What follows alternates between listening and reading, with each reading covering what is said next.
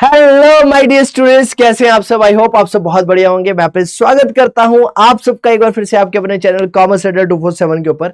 आज की इस क्लास के अंदर हम लोग डिस्कस करने वाले हैं एक वन शॉट सॉल्यूशन, एक टॉपिक का क्लास 12th के बहुत ज्यादा इंपॉर्टेंट टॉपिक डिस्कस करेंगे इस वीडियो के अंदर। और टॉपिक का नाम है government budget and the economy. Right, ये आप कुछ देख पा रहे होंगे, यहां पर गवर्नमेंट है और साथ में बजट है। राइट, सबसे पहले समझेंगे कि बजट का मतलब होता क्या है। वो समझने से पहले हमें यह समझना जरूरी है कि इसके सिलेबस के अंदर, यानी कि आपके क्लास 12th के अंदर इसका जो सिलेबस है उसके अंदर क्या क्या टॉपिक्स जनरली आते हैं। तो अगर मैं बात करता हूं क्लास 12th के अंदर, तो हम लोगों ने क्या क्या डिस्कस करना है। राइट, तो सबसे पहले हम लोग बात करने वाले हैं कॉन्सेप्ट ऑफ गवर्नमेंट बजट के बारे में, कि जो गवर्नमेंट बजट का जो कॉन्सेप्ट है वो बेसिकली क्या कहता है। उसके बाद बात करेंगे ऑब्जेक्टिव क्या है गवर्नमेंट बजट का। जनरली ऑब्जेक्टिव का मतलब क्या, एंड रिजल्ट, कि आपका गवर्नमेंट बजट बेसिकली बनाया क्यों जाता है, उसका रीजन समझेंगे। उसके बाद जानेंगे स्ट्रक्चर और कंपोनेंट ऑफ द बजट, कि आपका जो बजट है उसका स्ट्रक्चर कैसा है। राइट, उसके क्या क्या कंपोनेंट्स है उसके बारे में जानेंगे। उसके बाद बात करेंगे बजट रिसीट। बजट रिसीट के अंदर हम बात करने वाले हैं रेवेन्यू रिसीट की और कैपिटल रिसीट की, कि रेवेन्यू रिसीट क्या होती है, कैपिटल रिसीट क्या होती है। रेवेन्यू रिसीट और कैपिटल रिसीट के बीच में बेसिक डिफरेंस जनरली होता क्या है उसके बारे में बात करेंगे। उसके बाद बात करेंगे आपके बजट एक्सपेंडिचर के बारे में। राइट, एक क्या होती है आपके पास रिसीट होती है और एक आपके पास एक्सपेंडिचर होती है। एक्सपेंडिचर जो है वो आपके दो तरह के होते हैं, एक रेवेन्यू एक्सपेंडिचर होते हैं और एक आपके पास कैपिटल एक्सपेंडिचर होते हैं। और उसके बाद बात करेंगे बजट डेफिसिट, रेवेन्यू डेफिसिट क्या होता है। उसके बाद बात करेंगे फिस्कल डेफिसिट क्या होता है, और एक हम बात करेंगे लास्ट में प्राइमरी डेफिसिट क्या होता है। और एक लास्ट इंपॉर्टेंट टॉपिक जो डिस्कस करना है that is balanced and unbalanced budget, कि आपका जो बजट है वो बैलेंस्ड है या फिर अनबैलेंस्ड है, उसके बारे में भी जानेंगे। क्लियर है, तो ये स्टार्ट करते हैं। सबसे पहले हम लोग जानने की कोशिश करते हैं आपके बजट के बारे में, कि आपका बजट बेसिकली होता क्या है। तो कॉन्सेप्ट ऑफ गवर्नमेंट बजट क्या कहलाता है। तो यहां पर क्या बोलता है, February 1 is a well-known date in India when the finance minister present annual budget of the government for its approval by the parliament. The budget unfolds. ध्यान से समझना, आप लोगों ने कई बार न्यूज के अंदर ये देखा होगा कि 1 फरवरी को, राइट, 1 फरवरी को जो आपके फाइनेंस मिनिस्टर है वो बेसिकली क्या करता है, पार्लियामेंट के अंदर आपका फाइनेंस बिल जो है उसे लेकर आते हैं। उसके बाद वो पार्लियामेंट में क्या होता है, उससे रिलेटेड बहस होती है, और बहस होने के बाद वो फाइनली आपका क्या बन जाता है, फाइनेंस एक्ट बन जाता है, जब उसे प्रेसिडेंट की असेट मिल जाती है। तो यहां पर क्या बोला जाता है कि February 1 is well known date in India when finance minister present annual budget of the government for its approval by the parliament. और उस बजट के अंदर क्या क्या होता है, उस बजट के अंदर जनरली क्या क्या बातें की जाती है। तो सबसे पहले बात की जाती है the financial performance of the government over the past 1 year. सबसे इंपॉर्टेंट बात ये होती है कि हमारी गवर्नमेंट ने पिछले साल कितना रेवेन्यू जनरेट किया, या फिर क्या गवर्नमेंट के की एरियाज रहे, किन किन एरियाज के ऊपर गवर्नमेंट ने पैसे को एक्सपेंड किया, उसके बारे में गवर्नमेंट सबको बताती है कि क्या हमने किया पिछले साल और इस साल हम लोग क्या करने वाले हैं, उसके बारे में बताती है। सेकंड, इसके अंदर बताती है the financial programmes and policies of the government for the next 1 year, यानी कि अगला जो साल होने वाला है उसके लिए गवर्नमेंट क्या क्या करने वाली है, उसके बारे में डिटेल में बताया जाता है आपके बजट के अंदर। तो मेरे प्यारे बच्चों, हम लोगों ने समझा कि बजट के अंदर गवर्नमेंट सबसे पहले तो यह बताती है कि पिछले फाइनेंशियल ईयर में गवर्नमेंट ने कहां कहां पर पैसे को स्पेंड किया, कहां कहां से गवर्नमेंट के पास रेवेन्यू आया, और दूसरा यह बताती है कि जो नेक्स्ट अपकमिंग ईयर है उसके लिए गवर्नमेंट के क्या क्या प्लान्स है, गवर्नमेंट किस तरह से पॉलिसीज बनाने वाली है नेक्स्ट 1 ईयर के लिए फाइनेंस से रिलेटेड, इसके बारे में बात की जाती है। राइट, तो यहां पर क्या बोला जाता है, as regard financial performance of the government it is more like a description of what happened during the past 1 year. ये एक डिस्क्रिप्शन है किसकी, कि पिछले एक साल के अंदर क्या हुआ, पिछले एक साल के अंदर गवर्नमेंट ने क्या क्या किया। और ये फोकस करती है largely at the other part of the budget describing programs and policies of the government for the next 1 year, यानी कि अपकमिंग ईयर जो है, इस पूरे के पूरे अपकमिंग ईयर्स के लिए गवर्नमेंट का क्या प्लान है और गवर्नमेंट क्या क्या पॉलिसीज लेकर आने वाली है, उसके बारे में डिटेल में लोगों को बताती है, या फिर पार्लियामेंट में जो सिलेक्टेड मेंबर्स आते हैं उनको उनके सामने पेश किया जाता है कि गवर्नमेंट ने पैसा कहां खर्च किया और आगे के प्लान गवर्नमेंट के क्या है, किस तरह से गवर्नमेंट पैसे को जनरेट करने वाली है और किन किन मेजर सोर्सेज के ऊपर पैसे को लगाने वाली है, उससे रिलेटेड बात करता है आपका गवर्नमेंट बजट। क्लियर है जी सर। अब आगे समझना, कहता sir the programme and policies of the government as presented in the budget are known as budgetary policies. तो क्या कहता है, जहां जहां पर जो प्रोग्राम्स और पॉलिसीज जो आपकी गवर्नमेंट प्रेजेंट करती है उसको बोला जाता है आपकी बजटरी पॉलिसी, किसकी, गवर्नमेंट की। और इसको बोला जाता है fiscal policies of the government, right. It has following aspects. तो जो प्लान्स, पॉलिसीज, फ्रेमवर्क्स जो गवर्नमेंट लेकर आने वाली है उसको बोला जाता है कि आपका फिस्कल पॉलिसी। याद रखना ये बात, इसको बोला जाता है कि आपकी फिस्कल पॉलिसी, राइट। अब फिस्कल पॉलिसीज के अंदर गवर्नमेंट अपने बारे में बताने वाली है कि गवर्नमेंट बेसिकली किस तरह से आगे प्लान्स लेकर आ रही है, गवर्नमेंट के आगे क्या प्लान्स है, कैसे देश को ग्रो करवाया जाएगा आने वाले ईयर्स के अंदर, उसके बारे में डिटेल में बताएगी। अब इसके अंदर क्या क्या एस्पेक्ट रहते हैं, तो यहां पर क्या बोलता है, aspects of the budgetary policy. क्या क्या एस्पेक्ट्स हैं इस बजटरी पॉलिसी के? सबसे पहला एस्पेक्ट है रेवेन्यू एस्पेक्ट और दूसरा क्या है, एक्सपेंडिचर एस्पेक्ट्स। रेवेन्यू एस्पेक्ट का मतलब है कि यहां पर यानी कि बजट के अंदर बेटा ध्यान से समझना, दो चीजों के बारे में डिटेल में बात की जाएगी। पहली बात यह की जाएगी गवर्नमेंट के पास बेसिकली पैसा कहां कहां से आने वाला है, तो उसके अंदर बात होगी रेवेन्यू एस्पेक्ट्स की कि what are the basic source of revenue for the government.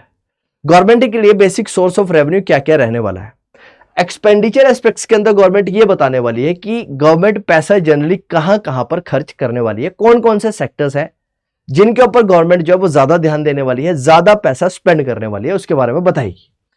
Revenue aspect reveals expected receipt of the government. देखो यहां पर वर्ड लिखा है रिसीट, क्या है, गवर्नमेंट की रिसीट बताएगा कि गवर्नमेंट के पास पैसा कहां से आने वाला है, तो ये बताता है receipt of the government. Whereas the expenditure aspect reveals expected expenditure of the government। ध्यान से समझो, बजट के अंदर दो चीजें होंगी बेटा, एक तो रिसीट के बारे में बताया जाएगा और एक एक्सपेंडिचर के बारे में बताया जाएगा। रिसीट के अंदर बात की जाएगी कि गवर्नमेंट के पास पैसा कहां से आने वाला है, और एक्सपेंडिचर के अंदर बताया जाएगा कि गवर्नमेंट कहां पर पैसा खर्च करने वाली है। दोनों के बीच में डिफरेंस है। रिसीट से हमें बेसिकली बात होती है इनकम की, कि गवर्नमेंट का बेसिक सोर्स ऑफ इनकम क्या क्या रहने वाला है। जैसे कि सबसे बड़ा सोर्स ऑफ इनकम गवर्नमेंट का रहता है टैक्सेस, आप लोग से टैक्स कलेक्ट करती है, वो एक सोर्स ऑफ इनकम है। आपसे फीस लेती है, आपसे फाइन लेती है, वो एक इनकम का सोर्स है गवर्नमेंट के लिए।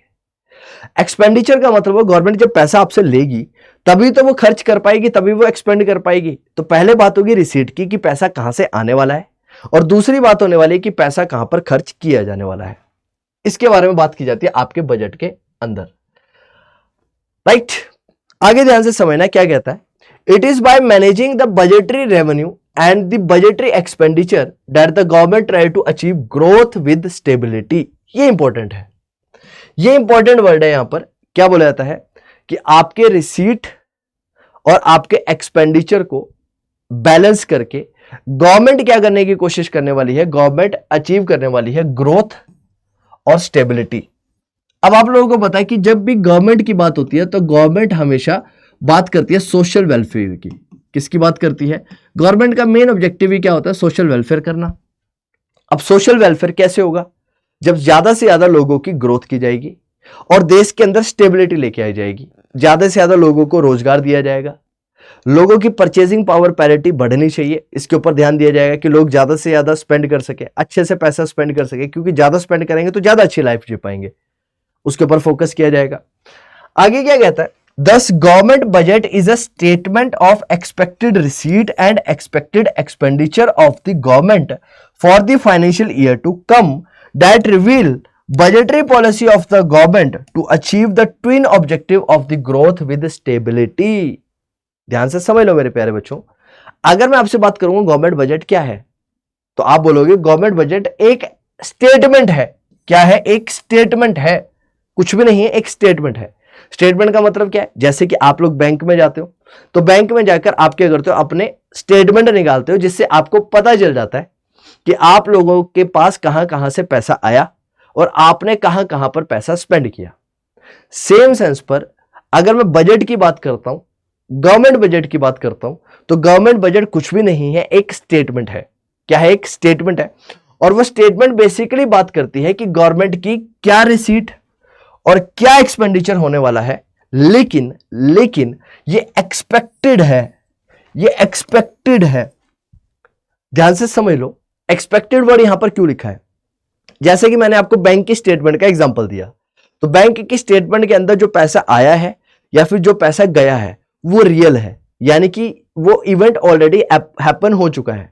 यहां पर गवर्नमेंट बता रही है कि हमें उम्मीद है कि यहां से इन सोर्सेस से पैसा आ सकता है, और हम इन सोर्सेस पर जब पैसा हमें यहां से आएगा तो हम इन सोर्सेस के ऊपर पैसा इस हिसाब से खर्च करने वाले हैं।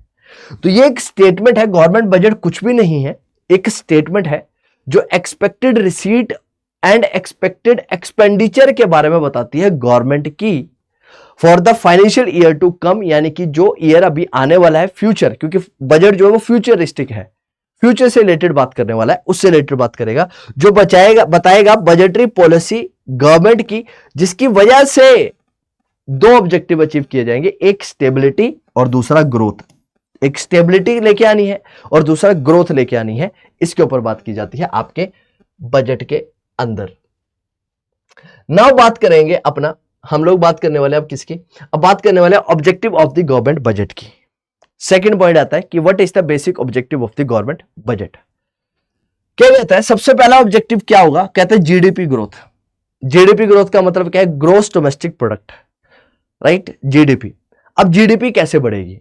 जब ज्यादा से ज्यादा प्रोडक्शन होगा, और ज्यादा से ज्यादा प्रोडक्शन कैसे हो पाएगा? जब गवर्नमेंट ज्यादा से ज्यादा इन्वेस्टमेंट करेगी, रिसोर्सेज ज्यादा से ज्यादा होंगे, ज्यादा से ज्यादा इन्वेस्टमेंट की जाएगी, तो ज्यादा से ज्यादा प्रोडक्ट बनाया जाएगा, तो इसकी वजह से जीडीपी बढ़ेगी। और जीडीपी बढ़ेगी तो लोगों की जो लाइफ है वो ज्यादा स्टेबल होगी, ज्यादा ग्रोथ है कि इकोनॉमी के अंदर देखने को मिलेगी। यहां पर क्या बोला गया? कहता है GDP growth is the central objective of the government. ध्यान से समझ लो, जो सेंट्रल ऑब्जेक्टिव गवर्नमेंट का रहता है बजट के पीछे, वो है जीडीपी की ग्रोथ करवाना। सबसे पहला इंपॉर्टेंट पॉइंट ये है, the main objective of the government is to do GDP growth, right.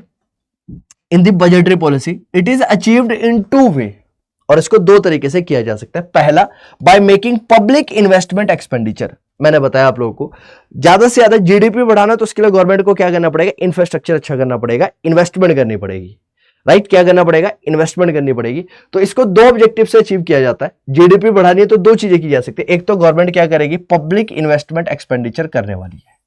दूसरा क्या करने वाली है? By inducing private investment expenditure through tax rebates and subsidies. एक तो गवर्नमेंट क्या करे? खुद इन्वेस्टमेंट कर दे। दो चीजें हैं बेटा, है ना। अब आप मान लो आपको एक बाइक परचेस करनी है। क्या परचेस करनी है? बाइक परचेस करनी है। आपके पास दो ऑप्शन है। एक तो आप अपने घर वालों से पैसे ले लो, अगर घर वालों ने पैसे नहीं दिए तो अपने रिलेटिव से ले लो जो आपके नोन है। तो यहां पर भी गवर्नमेंट दो चीजें करती है, कहते हैं जीडीपी तो बढ़ानी है। अब जीडीपी को बढ़ाने के लिए तो हमें इन्वेस्टमेंट तो करनी पड़ेगी। अब इन्वेस्टमेंट के लिए कहता है गवर्नमेंट के पास दो ऑप्शन है, या तो गवर्नमेंट ने जो पैसा इकट्ठा किया, जो गवर्नमेंट का रिसीट आई, उसको इन्वेस्ट कर दे, या फिर अगर वो वैसा नहीं कर रही है तो जो प्राइवेट इन्वेस्टर्स हैं, लोगों को लुभावने ऑफर दे कि आप इन्वेस्ट करो, हम आपको सब्सिडीज देंगे, हम आपको रिबेट देंगे, टैक्स में छूट देंगे हम आपको। तो लोग क्या करेंगे? ज्यादा से ज्यादा पैसा इन्वेस्ट करने की कोशिश करेंगे। तो यहां पर गवर्नमेंट जीडीपी को कैसे बढ़ाएगी? या तो खुद इन्वेस्टमेंट करेगी, पब्लिक इन्वेस्टमेंट एक्सपेंडिचर करेगी, या तो गवर्नमेंट इंड्यूस करेगी प्राइवेट इन्वेस्टमेंट एक्सपेंडिचर को। कैसे? टैक्स रिबेट और सब्सिडीज को देकर। सेकंड क्या कहता है? एलोकेशन ऑफ रिसोर्सेस, कि जो रिसोर्सेस है वो प्रॉपर तरीके से एलोकेट हो जाए, राइट। जनरली रिसोर्सेस एक हैंड के अंदर ना रहे, वो एलोकेट हो जाए ज्यादा से ज्यादा लोगों के बीच में। तो क्या कहता है? Private enterprises will always desire to allocate resources to those areas of productions where profits are high.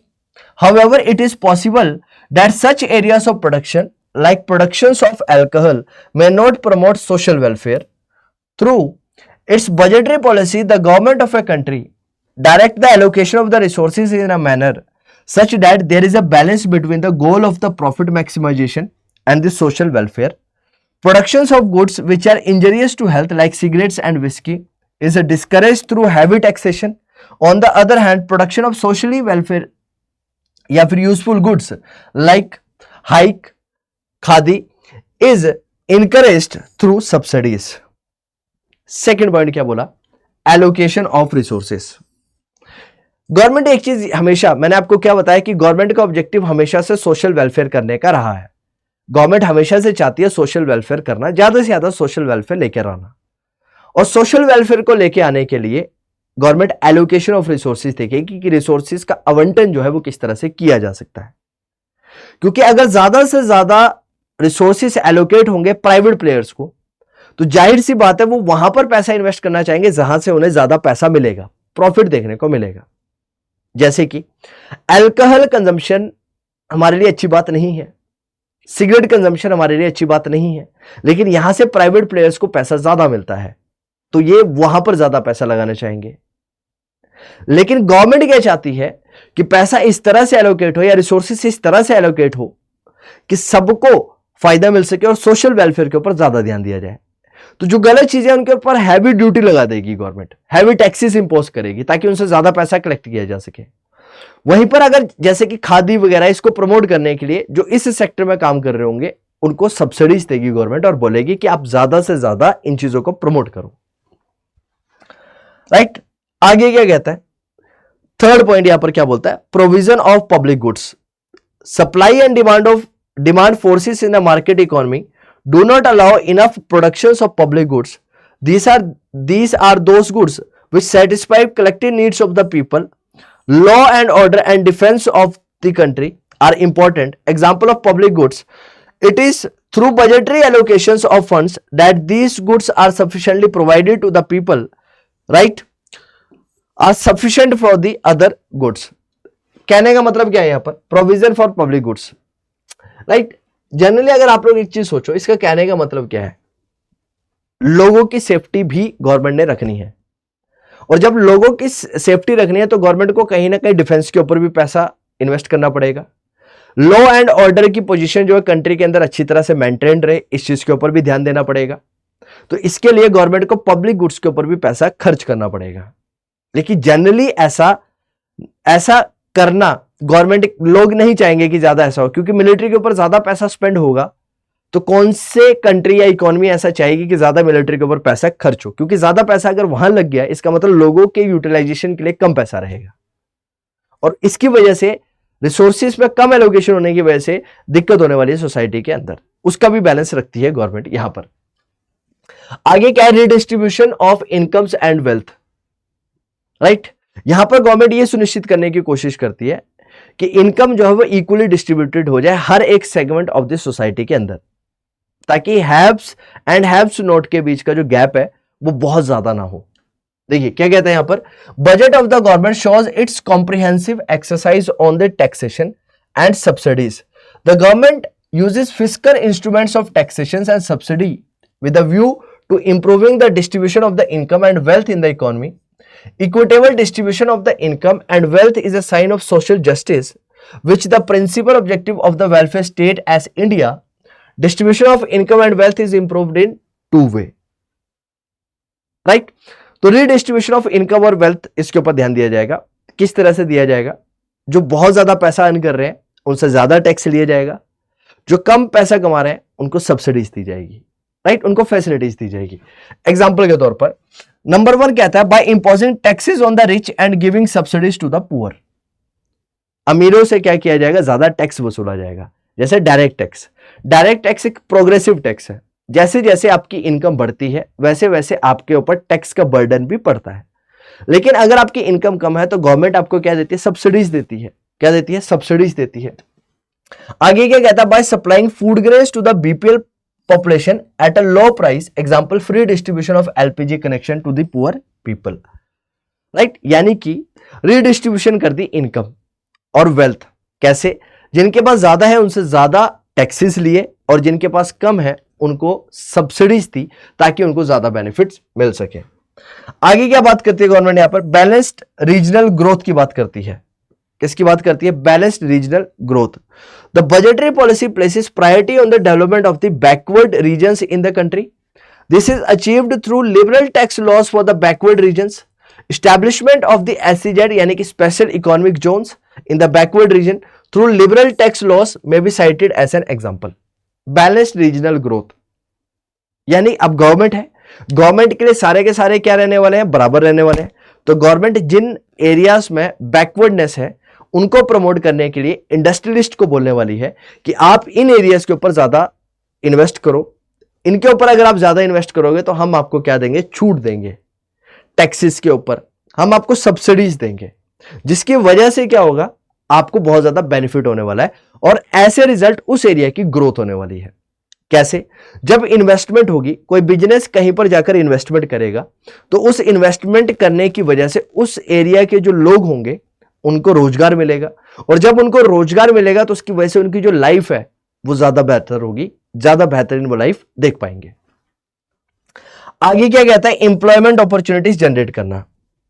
इसके अंदर बात की जाती है कि गवर्नमेंट कितनी सरकारी नौकरियां देने वाला है, किन किन सेक्टर के अंदर गवर्नमेंट जो है एम्प्लॉयमेंट जनरेट करने वाला है, वो भी बात होगी। तो budgetary policy focuses on the generation of the employment opportunities through investment in the public enterprises. Budgetary provisions are made for the schemes like MGNREGA, Mahatma Gandhi National Rural Employment Guarantee Act, offering employment to the poorer section of the society. रोजगार, क्योंकि government का एक उद्देश्य क्या है, लोगों के लिए रोजगार पैदा करना, तो रोजगार पैदा करने की कोशिश भी सरकार के द्वारा यहां पर की जाएगी। क्लियर है जी सर। और क्या करने वाली है गवर्नमेंट, इकोनॉमिक स्टेबिलिटी लेके आनी है, इकोनॉमिक स्टेबिलिटी लेके आनी है। कैसे? कहता है sir, free player of the market forces और the forces of supply and demand are bound to generate trade cycles, also called business cycles. Business cycles refers to the phases of recession, depression, recovery and boom in the economy. The government of a country is always committed to save the economy from the business cycle. Budget is used as an important policy instrument to correct the situation of the deflations and inflation. By doing it, the government tries to achieve the state of economic stability. Economic stability stimulates the inducement to invest and increase in the rate of growth and development.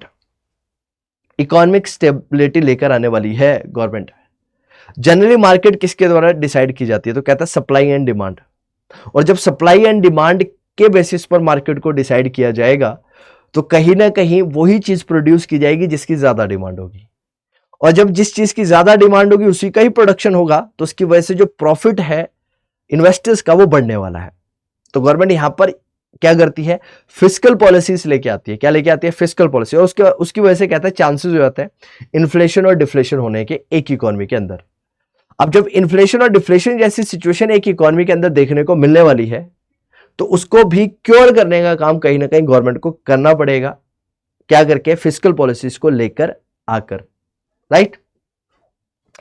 Next point क्या कहता है, briefly the government tries to manage its revenue and expenditure in such a way that the GDP growth is accelerated, inflationary and deflationary pressures are eliminated, and inequality is reduced. This imparts stability to the process of growth. अब मेरे प्यारे बच्चों, ये चीज ध्यान से समझ लेना और ये चीज बहुत ध्यान से जान लेना, ये इंपॉर्टेंट है। क्या इंपॉर्टेंट है कि गवर्नमेंट बजट का मेन ऑब्जेक्टिव क्या है, तो गवर्नमेंट बजट का मेन ऑब्जेक्टिव है क्या करना, जहां पर गवर्नमेंट मैनेज करने की कोशिश करे अपने रेवेन्यू और एक्सपेंडिचर को इस तरह से जिसकी वजह से नंबर 1 जीडीपी ग्रोथ को एक्सेलरेट किया जा सके, इन्फ्लेशन और डिफ्लेशन को कम किया जा सके, एलिमिनेट किया जा सके, इनइक्वालिटीज को, लोगों के बीच में अगर इनइक्वालिटीज है तो उस इनइक्वालिटीज को कम किया जा सके, ताकि स्टेबिलिटी और ग्रोथ जो है एक इकोनॉमी के अंदर वो ज्यादा प्रोड्यूस हो सके या फिर ज्यादा करवाई जा सके। इस पर्सपेक्टिव से बजट जो है गवर्नमेंट के द्वारा लेकर आया जाता है। अब अगर मैं गवर्नमेंट बजट की बात करूं तो इसके कंपोनेंट क्या क्या है, तो गवर्नमेंट बजट के अंदर सबसे पहले आएगा हमारे पास रेवेन्यू बजट, और दूसरा हमारे पास आने वाला है कैपिटल बजट। रेवेन्यू बजट की मैं बात करूं तो इसके अंदर आएगी रेवेन्यू रिसीट और साथ में आएगा रेवेन्यू एक्सपेंडिचर। कैपिटल बजट के अंदर आएगा capital receipt and capital expenditure. Revenue budget के अंदर रेवेन्यू रिसीट के साथ रेवेन्यू एक्सपेंडिचर, रेवेन्यू रिसीट के अंदर फर्दर मेन रेवेन्यू रिसीट के tax receipt and non tax revenue. Revenue expenditure के अंदर plan revenue expenditure and non plan revenue expenditure. और कैपिटल बजट के अंदर कैपिटल रिसीट और हमारे पास क्या है, कैपिटल एक्सपेंडिचर। कैपिटल एक्सपेंडिचर के अंदर plan capital expenditure and non plan capital expenditure. अब हमारे लिए यह समझना जरूरी है कि revenue budget and capital budget generally होते क्या है। तो नेक्स्ट स्लाइड के अंदर हमने यही समझना है कि रेवेन्यू बजट बेसिकली है क्या, या फिर क्या कंपोनेंट है हमारे बजट के। क्लियर है इतनी बात? तो आइए एक बार समझ लेते हैं, थोड़ा सा डिटेल में समझने की कोशिश करते हैं इसे। तो यहां पर क्या बोला गया, ध्यान से समझो। कहता है the structure of the budget refer to the component of the budget. जो ये पूरा स्ट्रक्चर है, ये पूरे के पूरे कंपोनेंट के ऊपर बात करने वाला है। और दो ब्रॉड कंपोनेंट है गवर्नमेंट बजट के, एक हमारे पास रिसीट है, बजट रिसीट है, और एक हमारे पास बजट एक्सपेंडिचर है।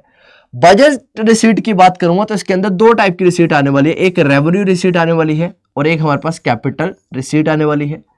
बजट एक्सपेंडिचर की बात करूंगा तो दो टाइप के खर्चे आने वाले हैं, एक हमारे पास रेवेन्यू एक्सपेंडिचर आने वाला है और एक हमारे पास कैपिटल एक्सपेंडिचर आने वाला है। यानी अगर मैं बजट की बात करूं, बजट के दो कंपोनेंट, एक बजट रिसीट और एक बजट एक्सपेंडिचर। रिसीट की बात करूंगा तो एक हमारे पास रेवेन्यू रिसीट और एक हमारे पास कैपिटल रिसीट। एक्सपेंडिचर की बात करूंगा, एक मेरे पास रेवेन्यू एक्सपेंडिचर, एक मेरे पास कैपिटल एक्सपेंडिचर। अब ये फर्क क्या है, डिफरेंस क्या है इनके बीच में, ये समझना जरूरी है। तो ये समझते हैं, सबसे पहले बात करते हैं, कहते हैं बजट रिसीट। बजट रिसीट यानी कि इसकी बात करेंगे और इसके बाद बात करेंगे इसमें रेवेन्यू और कैपिटल रिसीट की। Budget receipt refers to the estimated money receipt of the government from all the sources during the fiscal year. Budget receipt का मतलब क्या है, combination of revenue receipt and capital receipt, कि government के पास पूरे के पूरे फिस्कल ईयर में कहां से पैसा आने वाला है। ये सारे के सारे इनकम के सोर्स बताने वाले हैं कि कहां से इनकम जो गवर्नमेंट के पास जनरली आने वाली है, उससे रिलेटेड बात करने वाला है। अगर मैं ब्रॉडली बात करूं बजट रिसीट की, दो है, revenue receipt and capital receipt. क्या है, एक रेवेन्यू रिसीट है और एक हमारे पास कैपिटल रिसीट है। अब रेवेन्यू रिसीट किसे माना जाएगा और रेवेन्यू रिसीट की कैटेगरी के अंदर किसे रखा जाएगा, वो ज्यादा इंपॉर्टेंट पॉइंट है समझने के लिए। अगर मैं रेवेन्यू रिसीट की बात करूं तो रेवेन्यू रिसीट कौन सी होगी, तो क्या कहता है, are those money receipt of the government which shows the following two characteristics. जिसके अंदर दो ये विशेषता होंगी, उसको हम लोग रेवेन्यू रिसीट मानने वाले हैं। यानी ये दोनों चीजें होनी चाहिए। पहली बात क्या होगी, this receipt do not create any corresponding liability of the government. यानी कि गवर्नमेंट के पास अगर ये पैसा आए तो इसके अगेंस्ट में गवर्नमेंट के साथ किसी भी तरह की लायबिलिटी राइज ना हो। एग्जाम्पल के तौर पर, यानी कि अगर ये मेरे पास पैसा आ रहा है, अगर मान लो मेरे पास कहीं से पैसा आया, उस पैसे से मेरे साथ, उसके साथ साथ, पैसे के आने के साथ साथ मेरे साथ लायबिलिटी भी ना बढ़ जाए। जैसे कि 10,000 रुपए का पैसा कहीं से आया तो 10,000 रुपए की लायबिलिटी की। जैसे कि मैं किसी से हेल्प के तौर पर पैसा लेकर आया, लेकिन वो पैसा तो आया, लेकिन उसके बदले में मुझे उसे पे भी तो करना पड़ेगा, इंटरेस्ट देना पड़ रहा है या फिर वो पैसा वापस करना पड़ रहा है।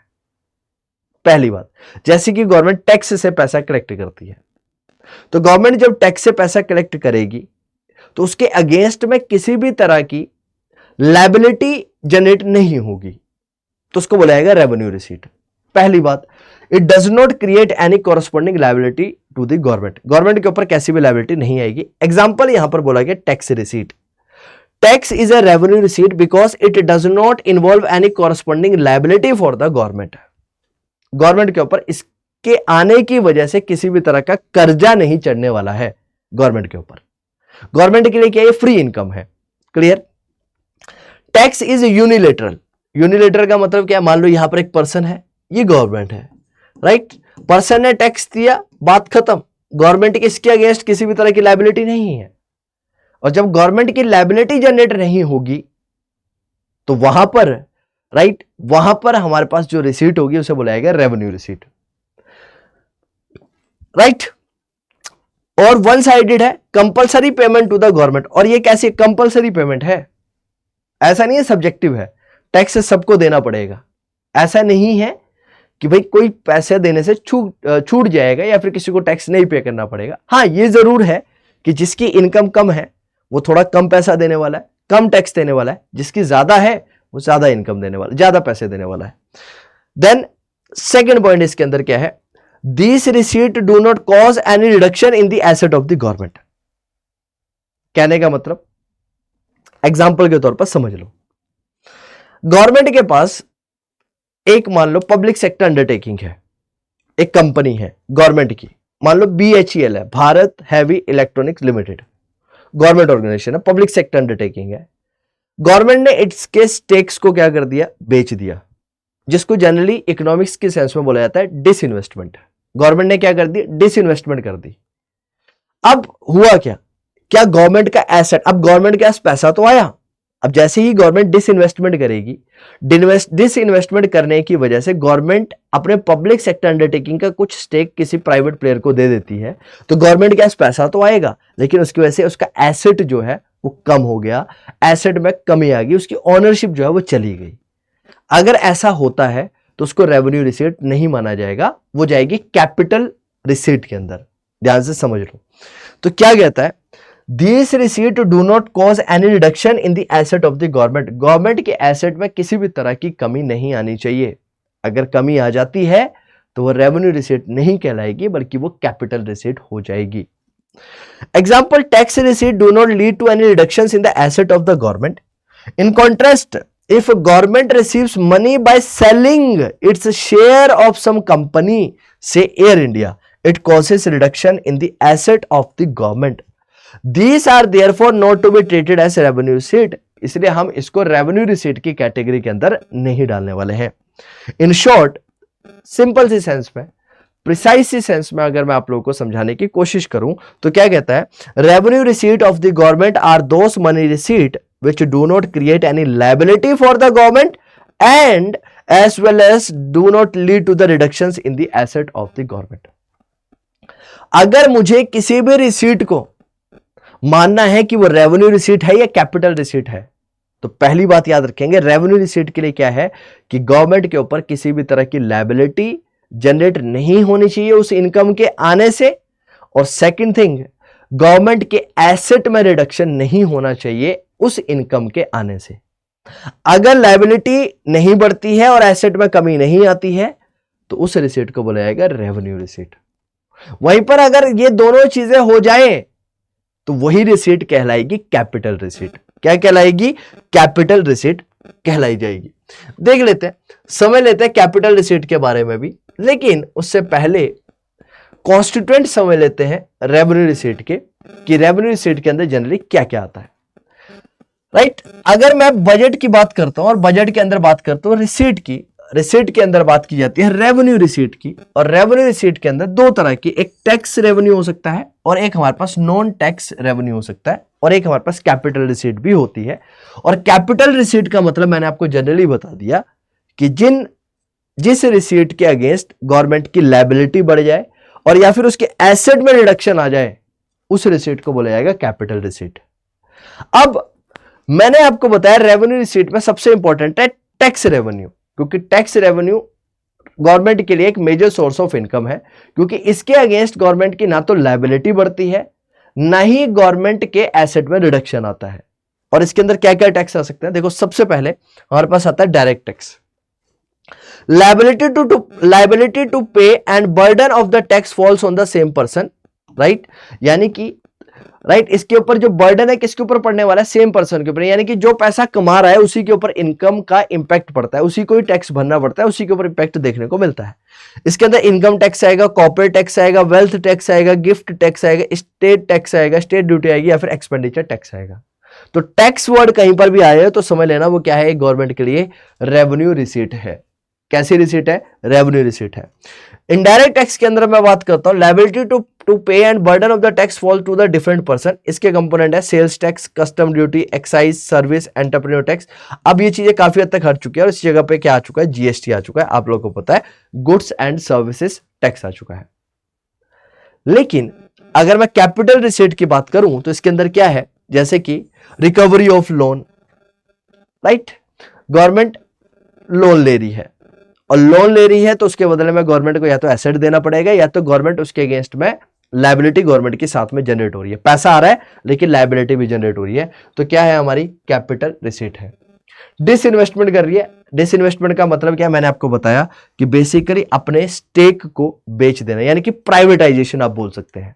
गवर्नमेंट अभी क्या कर रही है, प्राइवेटाइजेशन कर रही है बहुत सारे गवर्नमेंट सेक्टर्स को, तो उसको बोला जाता है डिसइन्वेस्टमेंट। बोरोइंग करती है, राइट, प्रोविडेंट फंड, ये सारी चीजें किसके अंदर जाने वाली है, कैपिटल रिसीट के अंदर जाने वाली है। क्लियर है जी सर। नेक्स्ट पॉइंट समझने की कोशिश करते हैं और आगे क्या कहता है, सबसे पहले कहता है टैक्स रिसीट के बारे में जान लेते हैं कि टैक्स रिसीट क्या होता है। तो टैक्स एक कंपलसरी पेमेंट है जो गवर्नमेंट को करना जरूरी है, और किस किस के द्वारा की जाती है, हाउस होल्ड्स के द्वारा, फर्म्स के द्वारा, इंडस्ट्रीज के द्वारा, इंस्टीट्यूशंस के द्वारा, राइट। और इसके अगेंस्ट में गवर्नमेंट से कुछ एक्सपेक्टेशंस नहीं है, गवर्नमेंट से कोई एक्सपेक्टेशंस नहीं की जाती है कि गवर्नमेंट हमारे लिए इसके अगेंस्ट में कुछ करे। समझना, कहता है tax is a compulsory payment to the government by the household, firm and other institutional unit. The taxpayer can not expect any services और benefit from the government in return. पैसा दे दिया, देकर भूल जाओ। अब गवर्नमेंट से तुम उसके अगेंस्ट में एक्सपेक्टेशन नहीं कर सकते कि गवर्नमेंट आपके लिए कुछ करे।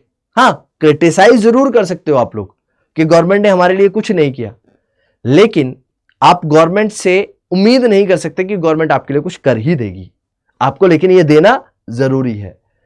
रेवेन्यू रिसीट आगे क्या कहता है, a tax is a compulsory payment made by an individual, household और a firm to the government without referring to anything in return. इसके बदले में कुछ नहीं मिलता है। और टैक्स की अगर मैं बात करूं तो टैक्स को जनरली 3 कैटेगरी के अंदर बांटा गया, progressive and regressive tax, value added tax and specific tax, और फिर हमारे पास आता है direct and indirect tax. Progressive and regressive tax का मतलब क्या है, प्रोग्रेसिव मतलब दैट कीप्स ऑन इंक्रीजिंग, जैसे जैसे आपके इनकम का स्तर बढ़ता चला जाएगा आपका टैक्स का जो स्लैब है वो भी बढ़ता चला जाएगा। इसका मतलब क्या है, कहीं ना कहीं स्टेबलाइज करने की कोशिश करती है गवर्नमेंट, यानी कि जिनका ज्यादा पैसा है उनसे ज्यादा पैसा लिया जाए, ताकि जिनके पास कम है उनको बेनिफिट देने के लिए बंदोबस्त किया। जैसे कि आपको सब्सिडीज देती है, वो कैसे दे पाती है गवर्नमेंट, वो तभी दे पाती है क्योंकि गवर्नमेंट जिनसे ज्यादा टैक्स कलेक्ट करेगी, तभी तो गवर्नमेंट वहां से जब रेवेन्यू जनरेट होगा तो उस रेवेन्यू को उनको दे पाएगी जिनके पास नहीं है, राइट, उनको कम रेट पर दे पाएगी, सब्सिडाइज रेट पर दे पाएगी। तो प्रोग्रेसिव एंड रिग्रेसिव टैक्स है, उसके बाद हमारे पास value added and specific tax है, फिर डायरेक्ट एंड इनडायरेक्ट टैक्स है। अब बात करते हैं प्रोग्रेसिव एंड रिग्रेसिव टैक्स की। तो कहता है taxes are classified as progressive and regressive tax depending upon the real burden of taxation, कि बर्डन किसके ऊपर पड़ रहा है। प्रोग्रेसिव टैक्स की अगर मैं बात करता हूं, a tax is said to be progressive when the rate of tax increases with an increase in the income so that the real burden of the tax is more on the rich and less on the poor। जैसे जैसे income बढ़े वैसे वैसे tax का slab भी बढ़ता है। Example, tax rate is 10% for income between 2 to 5 lakh rupees. कोई पर्सन 2 से 5 लाख रुपए कमा रहा है तो उससे 10% के हिसाब से टैक्स लेंगे, लेकिन अगर कोई पर्सन 5 से 10 लाख के बीच में कमाएगा तो 15% देगा, और so on। The tax rate increases as the level of income increases। जैसे जैसे इनकम का लेवल बढ़ेगा वैसे वैसे टैक्स का लेवल जो है वो भी बढ़ने वाला है, ये बोला गया। रिग्रेसिव टैक्स का मतलब क्या है, ये तो हुआ प्रोग्रेसिव, जैसे जैसे इनकम बढ़ी वैसे वैसे ज्यादा टैक्स। रिग्रेसिव का मतलब क्या है, a tax is said to be regressive when it causes a great real burden on the poor then rich. A person with 1 lakh income, right, monthly income pays 10% tax and income tax of 10,000 rupees। क्या बोला गया, regressive का मतलब क्या है कि गरीबों के ऊपर ज्यादा बर्डन पड़ रहा है। मान लो एक पर्सन है 1 लाख रुपए कमाता है और वो भी टैक्स 10% के हिसाब से देता है, यानी कि 10,000 रुपए का टैक्स देता है, और वहीं पर एक पर्सन है वो सिर्फ और सिर्फ मात्र 5,000 रुपए कमाता है और वो भी 10% के हिसाब से टैक्स दे रहा है। तो पैरिटी कहां है, राइट।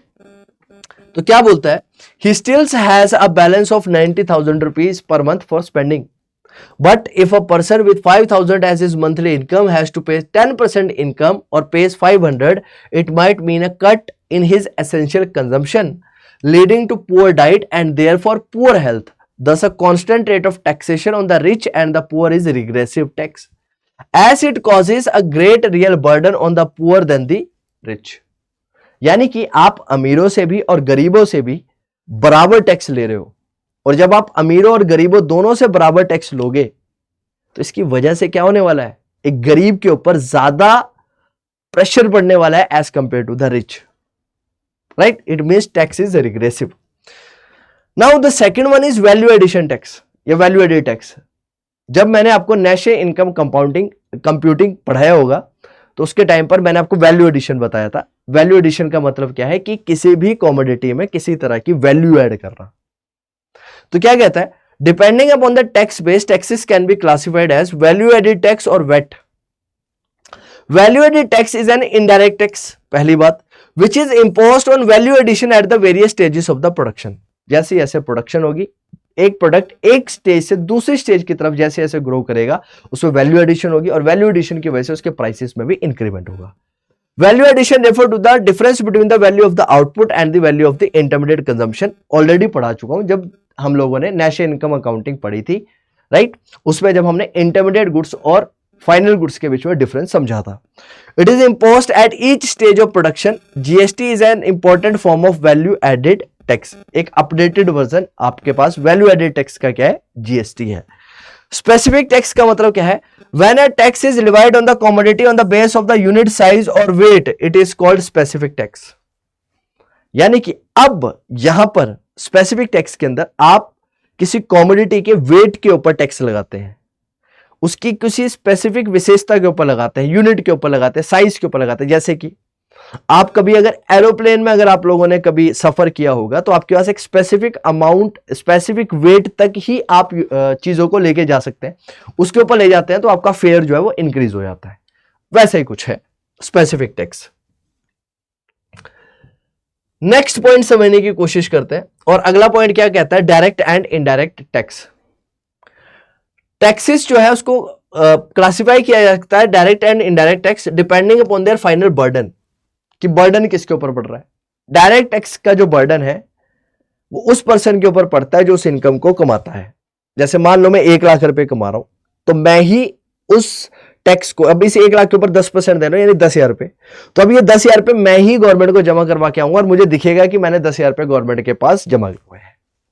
तो क्या कहता है, direct tax, direct tax is the one the final burden of which are borne by the person on whom it is imposed. Burden किसके ऊपर पड़ रहा है, जो कमा रहा है उसी के ऊपर बर्डन पड़ने वाला है। Example, income tax is imposed on the income of a person and he himself bears इस बर्डन।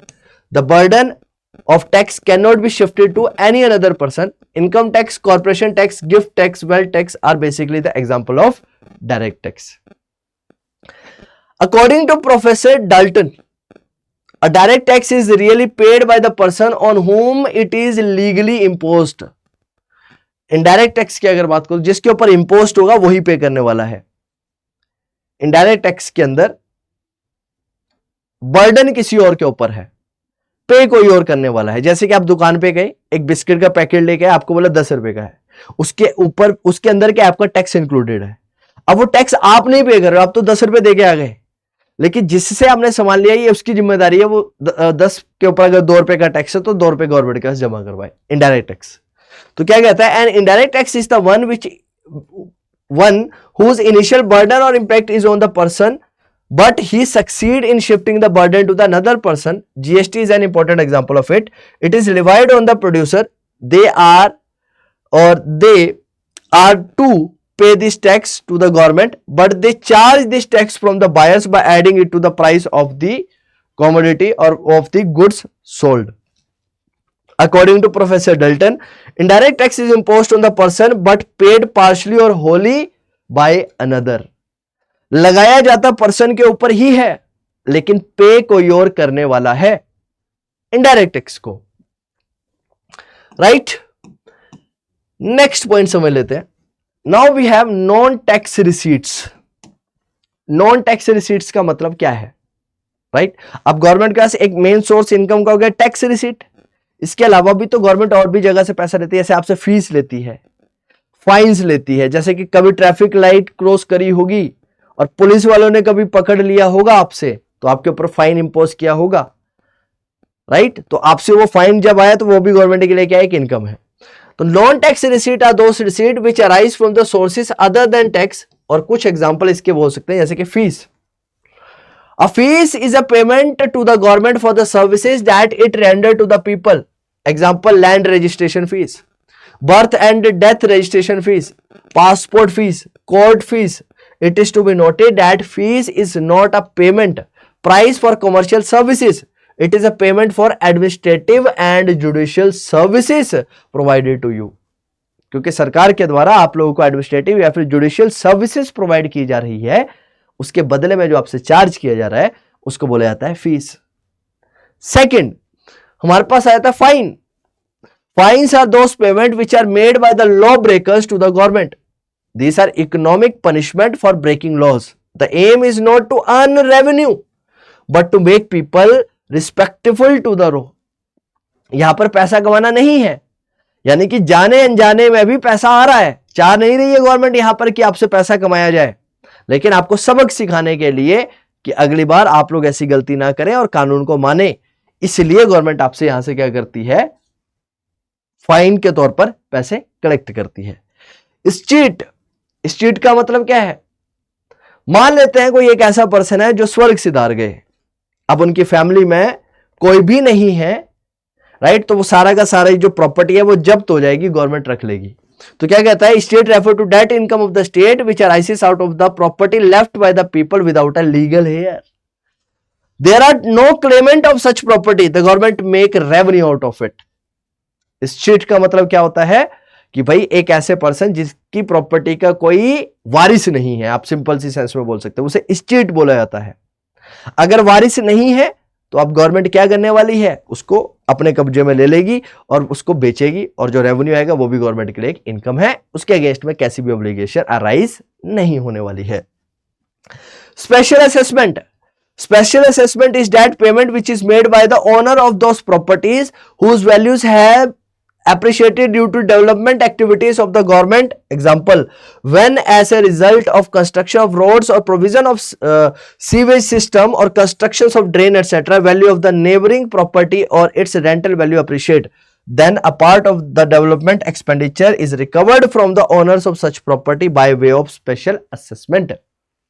सरकार ने आप लोगों को फैसिलिटियां दी, उस फैसिलिटियों की वजह से आपके एरिया की वैल्यू बढ़ गई, तो गवर्नमेंट अब आपसे क्या करने वाली है, और पैसा लेने वाली है, क्योंकि भैया हमने आपको फैसिलिटियां दी और उस फैसिलिटियों की वजह से आप एक ज्यादा बेहतर लाइफ जी पा रहे हैं, इसलिए आप हमें स्पेशल असेसमेंट के तौर पर, स्पेशल असेसमेंट के नाम से भी पैसा देने वाले हैं। लेकिन ये टैक्स रिसीट नहीं है, ये नॉन टैक्स रिसीट है। क्लियर है? और कई बार मेरे प्यारे बच्चों ये एग्जाम के अंदर पूछ ली जाती है इस तरह की चीजें। Income from public enterprises, several enterprises are owned by the government, example Indian Railway, right, Nangal fertilizer factory, Indian Oil, Bhilai steel plant etc. Profit of these enterprises are a source of revenue for the government. ये government संस्था है, government की संस्थाओं के द्वारा अगर पैसा बनाया जाएगा तो वो भी गवर्नमेंट के लिए एक इनकम, एक स्रोत के तौर पर देखा जाएगा, साधन के तौर पर। Income from the sale of the spectrum like 2G 3G spectrum जो है उनको भी गवर्नमेंट के द्वारा बेचा जाता है और उसके अगेंस्ट में गवर्नमेंट क्या करती है, पैसा लेती है। Income from the sales of the spectrum has emerged as a significant source of non tax receipt of the government. Grants and donation, सरकार को ग्रांट्स डोनेशंस मिलती है। Grants are also source of government revenue. It is very common for the people to offer donations and grant to the government when there are natural calamities like earthquake, floods and famines. सूखा पड़ जाता है, आपातकालीन situation हो जाती है, तो लोग सरकार को बहुत ज्यादा क्या करते हैं, डोनेशंस देते हैं। वो डोनेशन भी गवर्नमेंट के लिए क्या है कि इनकम है, लेकिन कैसी इनकम है, नॉन रिसीट इनकम है। कैसी है? नॉन टैक्स इनकम है। कैसी है? नॉन टैक्स इनकम है, राइट। नेक्स्ट हमारे पास आता है कैपिटल रिसीट। कैपिटल रिसीट के लिए अगेन 2 पॉइंट हमें याद रखने हैं। जो रिसीट रेवेन्यू ना हो, जो रिसीट रेवेन्यू ना हो वो कैपिटल है। यानी कि रेवेन्यू के अंदर हमने बात करी थी कि वहां पर 2 चीजें नहीं होनी चाहिए। एक तो गवर्नमेंट के द्वारा किसी भी एसेट में रिडक्शन नहीं होना चाहिए, और दूसरी चीज गवर्नमेंट की लायबिलिटी अराइज नहीं होनी चाहिए, राइट। अगर ऐसा हो जाता है तो हमारी रेवेन्यू रिसीट ना रहकर कैपिटल रिसीट बन जाती है। क्या बोलता है? Capital receipt are those receipts of the government which show the following 2 characteristics. This receipt create a liability for the government. पहली बात लायबिलिटी क्रिएट करेगी। एग्जांपल, लोन लेती है गवर्नमेंट तो लायबिलिटी क्रिएट हो गई, इंटरेस्ट देना पड़ रहा है, लायबिलिटी क्रिएट हो गई। तो these are to be paid back, these are therefore the capital receipt for the government. And the second point, this receipt cause reduction in the asset of the government. As stated earlier, money received by the government by selling its shares Air India would cause reductions in the asset of the government. These are therefore to be treated as capital receipt. इसलिए इसको क्या माना जाएगा? Capital receipt माना जाएगा। और अगर मैं शॉर्ट में कह दूं तो मैं ये बोल सकता हूं, जो रिसीट रेवेन्यू रिसीट नहीं है, जो रेवेन्यू रिसीट नहीं है वो कैसी रिसीट है? कैपिटल रिसीट है। सिंपल सी बात है। आपको बाइफर्केशन करना आना चाहिए, आपको पता होना चाहिए कि रेवेन्यू रिसीट क्या होती है। अगर आपको यह पता है तो आप लोग ये इजीली बता सकते हैं कि जो रेवेन्यू रिसीट नहीं है वो क्या हो जाएगी? कैपिटल रिसीट होगी। इन शॉर्ट अगर मैं बोलूं तो कैपिटल रिसीट बेसिकली वो मनी रिसीट है जो गवर्नमेंट के द्वारा आइदर उसके क्रिएट करती है लायबिलिटी या फिर उसकी वजह से रिडक्शन हो जाता है एसेट में। इंडिया के अंदर कैपिटल रिसीट गवर्नमेंट बजट के अंदर क्लासिफाई की जाती है। जनरली कैपिटल रिसीट को क्लासिफाई किया जाता है as recovery of loans, borrowings and other liabilities and other receipt के नाम से इसे जनरली दिखाया जाता है। अब समझ लेते हैं रिकवरी ऑफ लोन का मतलब क्या है। The central government offers loan to the state government to cope with the financial crisis. When the loans are recovered, assets of the government are reduced. Accordingly, these are classified at capital receipt. Government के द्वारा state government को financial emergency के दौरान पैसा दिया जाता है, right? लेकिन क्या होता है? एक लायबिलिटी क्रिएट हो जाती है। Borrowing and other liability, while lending create asset, borrowing create liability. Accordingly, borrowings are to be treated as capital receipt. It may be noted that the government borrows money from, government कई बार पैसा ले लेती है, किससे? RBI से ले लेती है, जनरल पब्लिक से ले लेती है। Borrowing from the general public are called market borrowing. याद रखिएगा, जनरल पब्लिक से जब पैसा उठाया जाए तो उसको बोला जाता है market borrowing. Reserve bank of India से पैसा ले लेती है, रेस्ट ऑफ द वर्ल्ड से पैसा जो है वो गवर्नमेंट क्या कर लेती है? उठा लेती है, राइट? और अदर रिसीट है। This include items like disinvestments. It is the opposite of the investment. Disinvestment occurs when the government sells off its shares of public sector enterprises to private sector. It involves transfer of ownership of the public sector enterprises to the public enterprises, leading to privatization. Money received through disinvestment is treated as a capital receipt because it causes reductions in the assets of the government. Government क्या कर रही है? Disinvestment कर रही है। और ये word कई बार पूछा जाता है, याद रखना ये वर्ड क्या है? डिसइन्वेस्टमेंट। डिसइन्वेस्टमेंट का मतलब है reductions in the assets of the government. Reduction in asset, asset में क्या आना? रिडक्शन आना। अगर गवर्नमेंट के एसेट में किसी भी तरह का रिडक्शन देखा जाए तो उस रिसीट को बोला जाता है कैपिटल रिसीट। क्या बोला जाता है? Capital receipt. अब बात करते हैं बजट एक्सपेंडिचर की। बजट एक्सपेंडिचर की अगर बात किया जाए तो बजट एक्सपेंडिचर के अंदर खर्चे बताए जाते हैं। तो budget expenditure, the fiscal year refer to the estimated expenditure of the government during the fiscal year. Budget expenditure यहां पर होगा in the fiscal year refers to the estimated expenditure of the government. Again, अब expenditure दो तरह के होंगे, खर्चे भी गवर्नमेंट दो तरह के करने वाली है। पहला होगा रेवेन्यू एक्सपेंडिचर और दूसरा होगा हमारे पास कैपिटल एक्सपेंडिचर।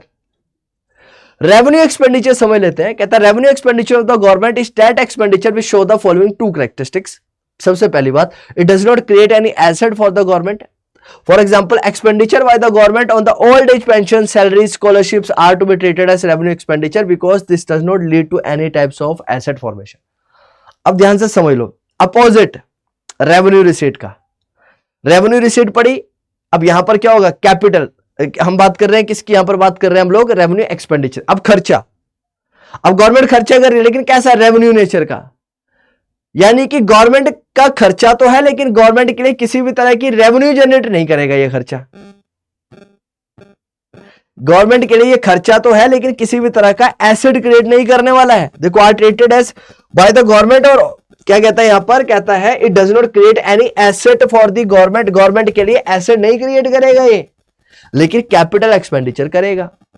गवर्नमेंट ने मशीनरी खरीद ली, गवर्नमेंट ने एक प्राइवेट ऑर्गेनाइजेशन थी उसे खरीद लिया, तो गवर्नमेंट का खर्चा तो हुआ लेकिन एसेट क्रिएट हुआ, एक संपत्ति बन गई गवर्नमेंट के लिए। क्लियर है? It does not create any asset for the government. Example, expenditure by the government on old age pension, salary and scholarships are to be treated as the revenue expenditure. Government pension देती है, government salaries देती है, लेकिन government का कोई asset create थोड़ी हो रहा है, लेकिन खर्चा तो है गवर्नमेंट के लिए। तो किस नेचर का खर्चा है? रेवेन्यू नेचर का खर्चा है। It does not cause any reductions in the liability of the government. Expenditure by way of grant to the state government to cope with the natural calamity like floods and earthquakes does not reduce financial liability of the central government in any manner. ऐसा खर्चा जिसकी वजह से government की financial liability भी कम ना हो। मेरे प्यारे बच्चों ध्यान से समझना, बहुत इंटरेस्टिंग टॉपिक है। क्या कहा मैंने? एक ऐसा खर्चा है जो सरकार के द्वारा किया गया लेकिन उसकी वजह से भी उसकी लायबिलिटी में कमी ना आए। सरकार ने स्टेट गवर्नमेंट को क्या करा? सेंट्रल गवर्नमेंट ने स्टेट को हेल्प दे दी, फाइनेंशियल हेल्प दे दी, कैलेमिटी आई उसके बदले में फाइनेंशियल हेल्प दे दी, लेकिन इसकी वजह से सरकार का, गवर्नमेंट का, सेंट्रल गवर्नमेंट की लायबिलिटी में कमी नहीं आई। ये बात है। Accordingly this to be treated as revenue expenditure. In short अगर मैं लमसम में कहूं तो रेवेन्यू एक्सपेंडिचर बेसिकली बात करता है, रेफर करता है उस एस्टिमेटेड एक्सपेंडिचर को जो गवर्नमेंट के द्वारा किया जाता है एक फिस्कल ईयर में, जिसकी वजह से ना तो एसेट क्रिएट होगा ना तो गवर्नमेंट की लायबिलिटी में कमी आएगी। ना तो एसेट, ये खर्चा है, वहां रिसीट थी, वहां इनकम थी, ये खर्चा है। एक ऐसा खर्चा है जिस खर्चे की वजह से गवर्नमेंट का ना तो एसेट क्रिएट हो ना तो गवर्नमेंट की लायबिलिटी में कमी आए, उसे बोला जाता है रेवेन्यू एक्सपेंडिचर। क्या बोला जाएगा? Revenue expenditure. अब इसका अपोजिट जो है वो हमारा क्या है? कैपिटल एक्सपेंडिचर है। लेकिन वो समझने से पहले कुछ एग्जांपल समझ लेते हैं। आइए, तो important items of the revenue expenditure in Indian government budget are wage bill of the government. Government ने सरकारी मुलाजिम रखे हुए हैं, उनको सैलरी देनी है, wage bill. Interest payment, expenditure on subsidies, defence purchases, right. Then हमारे पास आता है कैपिटल एक्सपेंडिचर। यहां पर भी हम दो कैरेक्टरिस्टिक्स देखेंगे और ये दोनों चीजें उसके अंदर होगी। पहले वाले का अपोजिट, एक ऐसा खर्चा it create asset for the government है। ऐसी जगह गवर्नमेंट पैसा इन्वेस्ट कर दे जिसकी वजह से एसेट क्रिएट हो जाए, एसेट जनरेट हो जाए। और शेयर ऑफ द डोर मल्टी कहता है it create asset for the government equity और शेयर्स ऑफ द डोर multiple corporation purchased by the government may be an example of this. It causes reduction in the liability of the government repayment of the loans, certainly due to liability of the government. Accordingly, this is to be treated as capital expenditure. दूसरी बात क्या बोलेगी? Liability में कमी आ जाए government की। एक ऐसा खर्चा जिसकी वजह से गवर्नमेंट का कर्ज खत्म हो जाए, बोरोइंग ली लेकिन पेमेंट कर दी, कर्ज खत्म हुआ, expenditure. In short, capital expenditure refer to the estimated expenditure of the government in a fiscal year which create asset or causes reduction in the liability. या तो liability में कमी आ जाए या तो reduction हो जाए asset में। Important items of the capital expenditure in Indian government budget are expenditure on the land and building, expenditure on the machinery and equipments, purchase of shares, loan by the central government to the state government or state corporations. Loan दे दिया गया, right? अब important items of the capital expenditure in Indian government क्या क्या है? Important items बात करते हैं। बात करेंगे expenditure on the land and buildings, expenditure on the machinery and equipments, purchase of shares, loan by the central government to the state government. These are basically the example of are capital expenditure. किसका example है ये? Capital expenditure का बहुत important उदाहरण है ये सारे के सारे पॉइंट, राइट। और इसी के साथ आपका ये टॉपिक खत्म होता है मोस्ट प्रोबेबली। कुछ छोटी छोटी सी चीजें हैं जो इसके अंदर रह गई हैं, वो बता दी जाएगी कभी भी आपको फुर्सत लगेगी जब, लेकिन मोस्ट प्रोबेबली ये चैप्टर जो वो खत्म हो चुका है। एंड आई होप आप लोगों को ये चैप्टर समझ में आया होगा। अगर आप लोगों के कोई भी डाउट्स, कोई भी क्वेरीज अगर आप लोगों की आती है और आप लोग उन डाउट्स और क्वेरीज को मेरे से पर्सनली पूछना चाहते हैं या फिर डिस्कस करना चाहते हैं, तो you can write to me at my official email ID prince.ram thakur@adda247.com। इसके ऊपर आप मुझे क्या कर सकते हैं, मेल कर सकते हैं। अगर आपके कोई भी डाउट्स आते हैं, आपके अगर कभी भी कोई भी क्वेरीज रहे और आप उससे रिलेटेड कुछ भी कभी पूछना चाहें, तो आप लोग इसके ऊपर मुझे मेल कर पूछ सकते हैं। तो मिलेंगे आप लोगों से एक अगली वीडियो में, जहां पर मैं आप लोगों के साथ आगे की चीजों को डिटेल में डिस्कस करूंगा। तब तक के लिए जय हिंद।